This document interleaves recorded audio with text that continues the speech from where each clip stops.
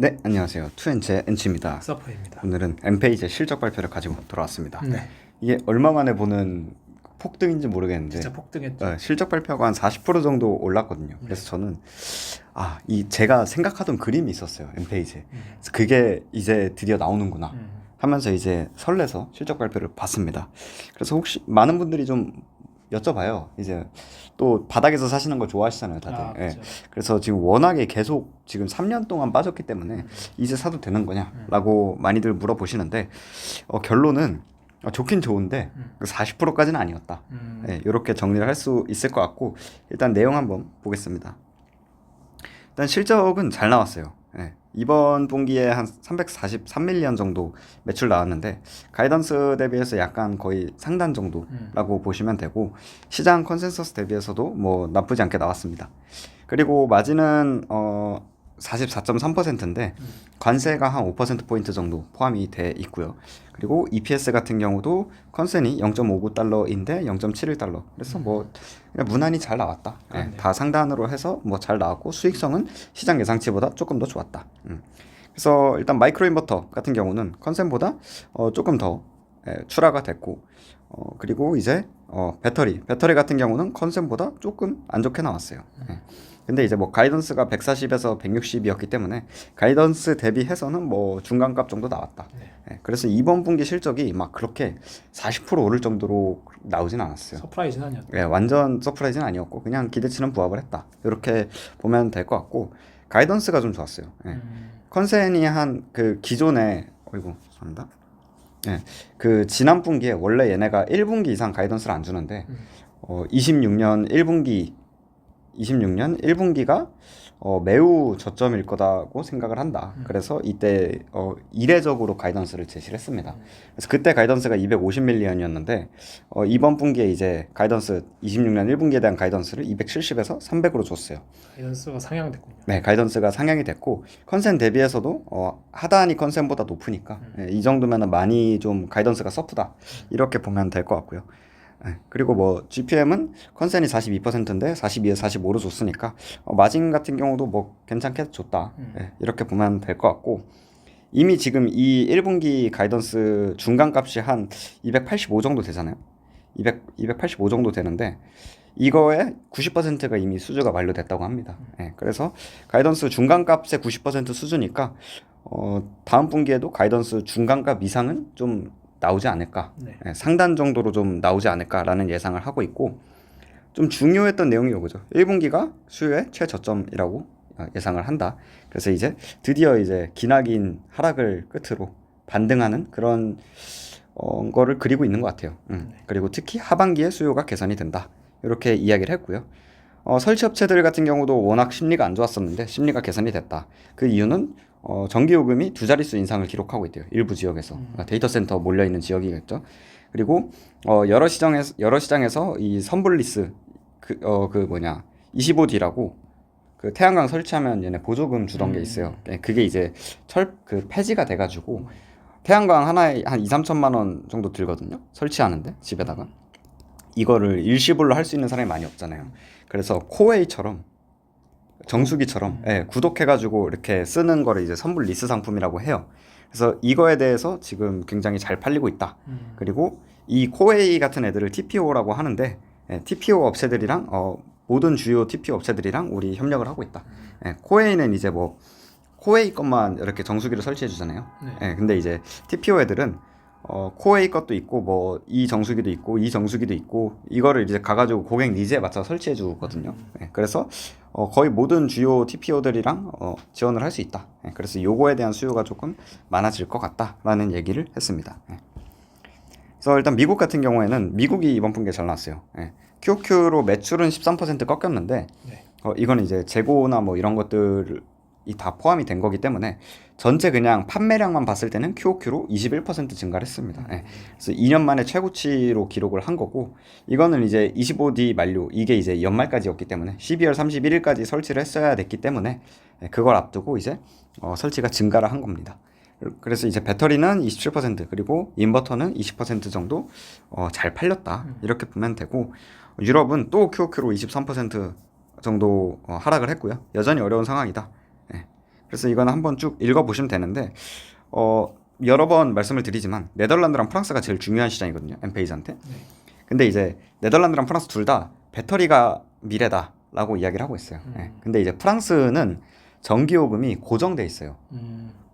뭐 저희는 그 우리나라 같은 경우는 뭐 많이 쓸수록 막 누진세 해가지고 바뀌었잖아요. 예. 근데 이제 프랑스는 고정이기 때문에 이 배터리에 대해 수요가 네덜란드만큼 크진 않아요. 그렇죠. 네, 네덜란드 같은 경우에는 되게 엄청 변동을 하거든요. 그래서 네덜란드는 배터리가 굉장히 수요가 좋은데 프랑스는 이거보다는 조금 중요도가 덜한 시장이다. 이렇게 보면 되고 전 이걸 몰랐는데 11월에 유럽에서 가격 인하를 했더라고요. 제가 투자하면서 첫 인하인 것 같아요. 원래 가격 인하 안 했었잖아요. 네, 절대 안 하죠. 뭐 우리가 제공하는 가치를 생각해라 하면서 막 혼내고 그랬었는데 두 손 두 발 들었습니다. 그래서 이거는 사실 오래 지켜본 입장에서 뭔가 좀 싱숭생숭한 그런 내용이었던 것 같고 지금 가격 압박이 심해가지고 현실에 맞춰서 가격을 조정하고 있다고 하네요. 유럽에서. 네, 그렇게 보면 될 것 같습니다. 그리고 뭐 신기술에 대해서 뭐 여러 가지 나왔는데 한번 읽어보시면 될 것 같고 IQ9이 나옵니다. 예. 그래서 IQ9 지금이 8인데 9 나오고 이거는 상업용으로 먼저 출시가 되고 3분기 정도에 가정용으로 나온다. 이렇게 보면 될 것 같고요. 그 다음에 이제 배터리 같은 경우도 5세대 배터리 나옵니다. 예. 5세대 배터리가 이제 슬슬 출하가 되기 시작합니다. 예. 신제품 계속 나온다. 신제품 계속 나오고 있고 소프트웨어도 계속해서 나오고 있습니다. 네, 그래서 요건 한번 읽어보시면 되고 그리고 이제 800V DC 전기차 그 EV 충전기거든요. 네. 그래서 EV 차저 2가 드디어 나왔습니다. 네, 그래서 뒤에 제가 사진을 가져왔는데 좀 이뻐요. 네, 저희가 미국 가서 그 엠페이지의 충전기를 보지 않았습니까? 네. 그때는 뭐 약간 하양색에 약간 좀 덜 떨어진 모양이었는데 되게 세련되게 바뀌었더라고요. 네, 그래서 이게 이제 본격적으로 판매할 EV 차저 2고 많이들 모르실 것 같아요. 제가 제품 그림을 많이 안 가져왔던 것 같아서 이게 마이크로 인버터입니다. 네, 이게 태양광 보면은 저희 그 고속도로 같은 데 가면 휴게소에 이렇게 태양광 이렇게 붙어 있잖아요. 태양광 지붕 같은 네, 거. 그리고 여기 가끔 이런 게 붙어 있을 때가 있어요. 네, 그거를 판매하는 회사다라고 보면 되고 이거는 이제 가정용 배터리입니다. ESS. 배터리. 그래서 한 번쯤 구경하셔라 라는 의미로 가져왔고요. 네. 그래서 Q&A를 보면은 2분기 어떻게 될 거냐라고 했는데 뭐 개선될 것 같다. 근데 뭐 확신할 수 없다라고 이야기를 했고 일단 얘네가 얘기하고 있는 거는 공공요금이 지금 계속해서 인상이 되고 있다. 그리고 선불리스 같은 새로운 금융 상품이 이제 발맞춰서 등장을 하고 있고 그러니까 소비자가 이제 2, 3천만 원 너무 부담이 되니까 이거에 대해서 다양한 뭐 금융 상품들이 나오고 있다라는 거죠. 그리고 올해 안에 어쨌든 금리가 낮아질 거다. 그래서 이런 것들 기대하고 있고 네덜란드랑 프랑스에서도 배터리 개조 사업을 계속 꾸준히 확장을 할 거다. 그래서 좀 구체적으로 줬는데 저 되게 놀랐어요. 지금 네덜란드에서 매주 2차례 행사를 열고 있대요. 일주일에 2번. 그래서 연간 100회 행사를 진행하고 있고 여기서 또 뭔가 프로모션이 있겠죠. 그래서 사전 주문 같은 게 이제 좀 예상을 하더라고요. 네네. 행사 때마다 사전 주문이 발생할 거다. 그러니까 뭐 행사 가서 사전 주문을 하면은 뭐 할인하고 뭐 그쵸, 약간 그런 게 이런 게 있겠죠. 네, 그래서 사전 주문 발생을 할 거 같고 아직 내용 공개는 어렵다. 근데 이제 이 100회 행사가 네덜란드 배터리 수요에 굉장한 변화를 가져올 거다라고 이야기를 하고 있습니다. 네, 그리고 5세대 배터리는 스펙은 50% 올라가고 비용은 40% 절감이 되거든요. 네, 그래서 이제 뭐 가격도 낮추겠죠. 네, 소비자 가격도 낮출 거예요. 그래서 이제 배터리 보급이 좀 부담이 덜하니까 증가함에 따라서 마진은 결국에는 유지를 할 거다. 네, 이런 내용이고요. 제가 이제 가장 중요하게 봤던 데이터 센터. 엠페이지가 데이터 센터 시장에 들어간다면 블룸처럼. 블룸 너무 부러웠는데 우리도 좀 갈 수 있지 않을까. 왜냐면 앞에 제가 그 EV 차저 800V DC라고 했잖아요. 그게 지금 데이터 센터에서 가장 핫한 키워드거든요. 그래서 우리 이거 어떻게 진출할 수 있냐라고 이야기를 했는데 일단 데이터 센터에서 800V DC 추세로 넘어가고 있는 거 잘 알고 있다. 인지는 하고 있다. 그리고 우리가 만약에 여기에 들어간다면 프론트엔드 전력 변환 쪽에 들어갈 것 같다. 네, 이 부분은 뭐 서퍼님이 더 잘하실 것 같은데 네, 그 중전압 AC를 AI 렉에 도달하기 전에 800V DC로 효율적으로 변환하는 여기에 우리가 강점이 있는 그 기술이라고 하더라고요. 네, 저는 뭐 얼추 느낌은 알겠는데 뭐 완전히 와닿진 않아가지고 이 정도로 일단은 공유를 드리고 왜냐면 지금 보면은 그 끝말이 약간 이랬어요. 특정 제품이나 출시 일정에 대해서 뭐 말씀드릴 수 있는 단계는 아니다. 그러니까 사실상 안 하고 있다라고 저는 느껴졌거든요. 뭐 인지는 하고 있는데 지금 여기에서 뭐 다른 뭐 전력 반도체 애들이랑 뭐 그걸 JV를 맺어가지고 뭐 하고 있는 그런 단계는 전혀 아니다. 그래서 데이터 센터 물 건너갔구나. 아직은 뭐 전혀 가시성이 없구나라고 파악을 했습니다. 그리고 이제 관세 영향 있는데 그 원래 그 중국 그때 관세 부과했을 때 3, 4분기 전에 그때 이제 26년 2분기까지 우리가 다변화를 해가지고 공급망을 이땐 관세 영향 0%다라고 이야기를 했거든요. 근데 이게 조금 상황이 바뀌었어요. 그 중국 원래 배터리 그 셀을 중국에서 거의 100% 가지고 있었는데 이거를 다 돌렸거든요. 여러 나라로. 근데 지금 원래는 중국에만 부과하던 관세를 전 세계에 부과하고 있잖아요. 그래서 똑같아졌어요. 그럴 거면 그냥 맞을 걸 그랬나? 약간. 그래서 어쨌든 안전한 곳이 없다. 대신에 이제 우리는 IQ9 그리고 5세대 배터리 같이 혁신을 해가지고 비용 구조 이렇게 절감해서 관세를 좀 오프셋 할 거다. 뭐 이런 내용입니다. 그리고 이제 뭐 배터리 점유율 현재 15%인데 뭐 나중에 이제 점점 더 올라갈 수 있다라는 내용이고요.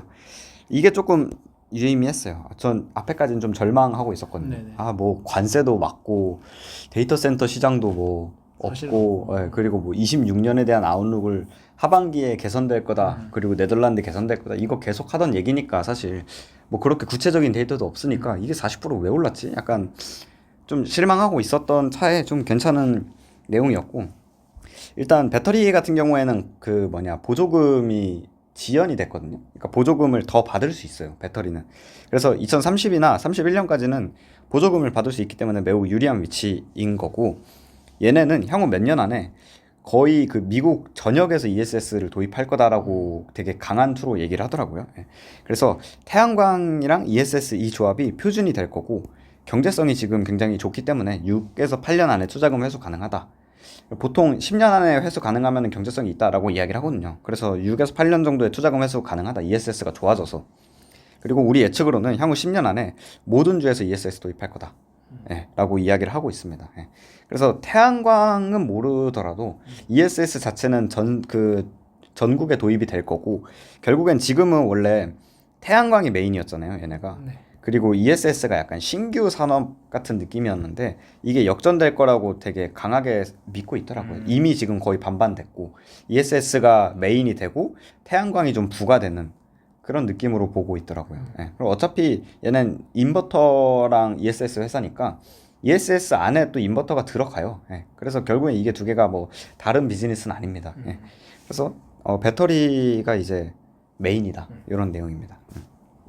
그래서 조금 총평을 하자면 제가 엠페이지에 대해서 좀 많이 고민을 했었는데 두 가지 촉매제가 있었어요. 주가가 지금 뭐 쉽게 말하면 내 평단까지 올 수가 있을까? 떡상할. 네, 이거 인플레이션 매년 5% 해가지고 한 50년 뒤면 올 것 같은데 그 전에 올 수 있는 요인은 무엇인가에 대한 고민을 많이 했었는데 두 가지였어요. 딱 첫 번째 데이터 센터의 800V DC, 그리고 두 번째 우주 태양광 이 두 개였습니다. 왜냐면 우주 태양광 그 머스크가 다보스 포럼에서 우리 우주 태양광 태양광이 답이다 이렇게 했을 때 엠페이지 엄청 올랐거든요. 태양광이 다 올랐어요.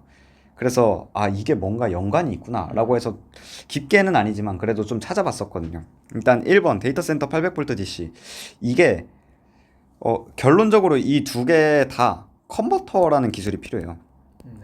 컨버터라는 기술이 필요하고 지금은 이제 AC/DC 막 이런 그 전환하는 인버터를 하고 있잖아요. 근데 이 두 개 다 DC/DC 해가지고 컨버터라는 기술이 필요를 합니다. 그래서 지금 엠페이지는 여기 있는 거기 때문에 컨버터 회사가 아니기 때문에 여기로 넘어갈 수 있을까에 대한 고민. 그래서 이제 이과 친구들한테 여기저기 물어봤는데 인버터에서 컨버터 하는 게 사실 어렵지 않다. 그 근본적으로 다른 기술이 아니어서 인버터 하면서 컨버터로 넘어가는 거는 사실 그렇게 어려운 기술은 아니다라고 이야기를 하고요. 두 번째로 그러면 데이터 센터를 하려면은 일단 그 용량이 되게 커야 되잖아요. 그쵸. 근데 얘는 지금 마이크로 인버터니까 굉장히 저전압이란 말이에요. 저전압에서 그 비즈니스를 하고 있는데 데이터 센터로 가려면은 엄청나게 큰 볼트를 관리를 해야 되기 때문에 이 전압을 높이는 거 이거는 정말 어려운 기술이다. 예, 이게 굉장히 어렵다고 해요. 그래서 컨버터는 할 수 있지만 데이터 센터로 들어갈 수 있는지는 뭐 쉽지 않을 거다라고 하는 게 좀 정평이더라고요. 예, 그리고 이번 분기에 데이터 센터 얘기 나왔다길래 한번 봤는데 여전히 좀 갈피는 못 잡은 것 같고 그래서 전혀 가시성은 없는 것 같다라고 해서 어느 정도는 좀 내려놓은 상황입니다. 그래서 1번은 아니다. 예. 그럼 두 번째 우주태양광. 우주태양광도 저는 크게 연관이 없어 보입니다. 예. 뭐 이게 뭐 당연히 인버터는 필요하겠지만 우주태양광이라고 했을 때 결국에는 주목되는 게 지금 ESS랑 모듈이거든요. 근데 이 둘 다 모듈은 애초에 엠페이지가 안 하니까 ESS 엠페이지 거를 가지고 우주 ESS로 가야 되는데 이거는 사실 머스크가 ESS를 굉장히 잘하고 있기 때문에 테슬라가 잘하고 있죠. 예, 해봤자 테슬라 걸 가져가지 얘네 걸 가져갈 확률은 제로라고 생각을 하고 예, 그래서 뭐 크게 연관은 없어 보입니다. 예, 그래서 이 둘 다 좀 좌절이 됐다 이렇게 보면 될 것 같고요. 근데 이제 뭐 그럼 40%가 왜 올랐냐라고 했을 때 어쨌든 실적이 좋았어요. 가이던스도 좋았고 가이던스도 굉장히 좋았고 실적도 좋았는데 보면은 옵션 시장을 보면은 유독 엔페이즈의 그 숏이죠. 숏이라고 하죠.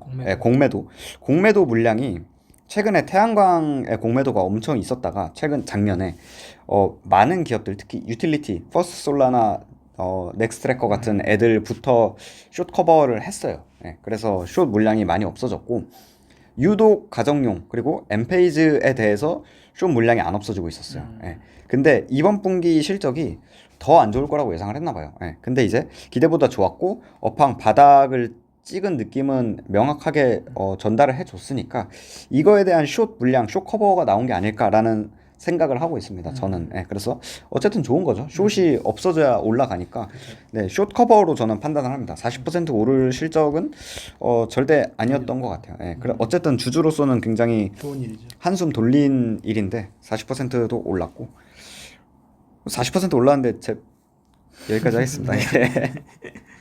예, 어쨌든 그러면 뭐 마냥 부정적인가라고 했을 때 저는 회사가 어쨌든 10년 이내에 태양광이랑 ESS가 표준이 될 것으로 너무 확신을 하고 있는 게 조금 마음에 들었어요. 예, 그래서 얘네도 어쨌든 방향성을 잡았고 저는 어차피 지금 팔아봤자 깽값도 깽값 받아야 되잖아요. 네, 예, 그래서 이제 어쨌든 향후에 가정용 ESS 기업의 선두주자로 좀 자리매김하고자 하는 그런 게 있고 ESS의 TAM이라고 하죠. 시장이 엄청나게 커질 것 같은 느낌이 있어요. 커질 예. 것 같아요. 그래서 지금은 캘리포니아 중심이고 캘리포니아에서 이제 전국으로 넘어가는데 물론 테슬라라는 어마어마한 경쟁사가 있긴 하지만 그렇죠. 이걸 시장을 양분하더라도 굉장히 큰 시장이다. 예. 그리고 이제 뭐 저는 엠페이지의 기술력이 굉장히 또 좋다고 생각을 하고 제가 이걸 안 가지고 왔는데 얘네가 지금 잘하고 있는 게 뭐냐면 유틸리티 애들한테 어떻게 말하면 로비? 그러니까 유틸리티가 뭐 여러 개 있잖아요. 한 뭐 60에서 뭐 100개 정도 있다고 치면은 대부분의 유틸리티한테 그 본인들의 ESS 뭐 허가를 받아야 되더라고요. 예, 허가를 다 받아놨어요. 그래서 이게 굉장히 압도적으로 많은 허가라고 하더라고요. 예, 그래서 ESS를 굉장히 좀 중점으로 키우고 있고 그리고 유틸리티를 중심으로 하고 있는 그 뭐 VPP 사업이라고 있어요. 예, 이런 것도 계속 꾸준히 참여를 해가지고 여기서 조금이지만 지금 매출이 발생하고 있거든요. 그래서 얘네가 그리고 있는 그림이 너무 명확해요. 분산형 전원. 거기서 우리는 메인 플레이어가 될 거다. 그리고 이번에 양방향 그 EV 차저, EV2 차저. 이것도 결국에는 나중에 이제 뭐 V2G, V2H라고 하거든요. 지금 뭐 여기까지 설명은 하지 않겠습니다. 어쨌든 요걸 한번 찾아보시면은 이게 엠페이지가 그리는 미래예요. 그래서 저 처음 투자했을 때도 요거를 보고 투자를 한 거기 때문에 방향성은 잃지 않았구나. 예, 그래서 그냥 꾸준히 투자를 이어가겠다라는 결론이 나왔고 40% 오른 거 기대했지만은 기대에 비해서 뭐는 없었다. 이렇게 정리를 할 수 있을 것 같습니다. 가정용 전력 시장의 전환이 그냥 이 기업의 핵심인 거네요. 맞아요, 가정용 맞아요. 전력 예. 시장을 바라보고 있고 거기에 맞아요. 인프라 예. 깔고 있고 규제 준비하고 있고 맞습니다. 예. 전환을 준비하고 있는 그런 흐름이라서 네. 뭐 지금 당장은 사실 어디 곳에서도 가정용 시장이 메인이 아니잖아요. 맞아요. 다 산업용이나 예. 데이터 센터 산업이나 우주 산업 이런 좀 상업용으로 많이 보고 있지. 맞습니다. 근데 또 그렇게 올라가다 보면 음. 가정용도 또 변화가 있을 거고 또 전환이 될 거기 때문에 그때는 또 이제 진짜 그 촉매제를 맞아서 맞아요. 올라갈 수도 있지 예. 않을까 이렇게 보이네요. 말씀하신 대로 저는 약간 블룸에너지처럼 갑자기 이제 데이터 센터라는 큰 축에 같이 휩쓸려서 성장을 했으면 하는, 어떻게 보면 편법이라고 해야 되나? 예, 그런 걸 좀 기대를 했지만 그런 건 없었고 결국엔 얘는 가정용 기업이고 가정용의 드라이브는 명확하다. 전력 부족, 전력 요금 인상, 그거에 대한 방향성은 느리지만 꾸준히 되고 있고, 이 기업도 지금은 힘들지만 뭐 방향성은 잡아서 뭐 차근차근 가고 있다, 이렇게 보면 될 것 같고 그냥 놔두면 될 것 같습니다. 예. 딱 왜 이렇게 어떤 일이 있었는지 바로 이해가 되는 네. 그런 시간이었습니다. 네, 맞습니다. 오늘 영상 준비하느라 고생 많으셨고 네. 저희는 다음 영상에서 찾아뵙겠습니다. 그럼 안녕.